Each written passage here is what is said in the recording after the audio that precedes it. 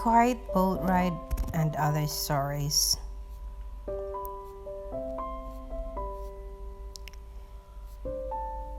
What are you doing, Fox?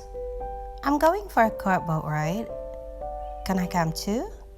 I guess it doesn't have to be quiet. Can I be the captain?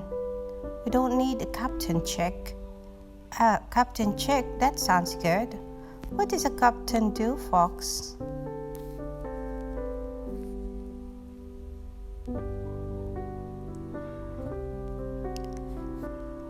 A captain sits still and quiet. I'm not the captain anymore then. Are there sea monsters down there? I am not fond of sea monsters. Don't worry, chick. This is a pond, not a sea. Are there pirates in this pond? I don't trust pirates. Don't worry, chick. There is nothing to plunder on this boat. What if we get shipwrecked? I wouldn't hate to get shipwrecked. Don't worry, chick.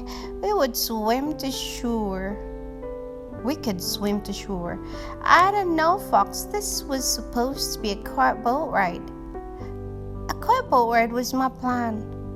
Are you kidding me? Sea monsters, pirates, shipwrecks.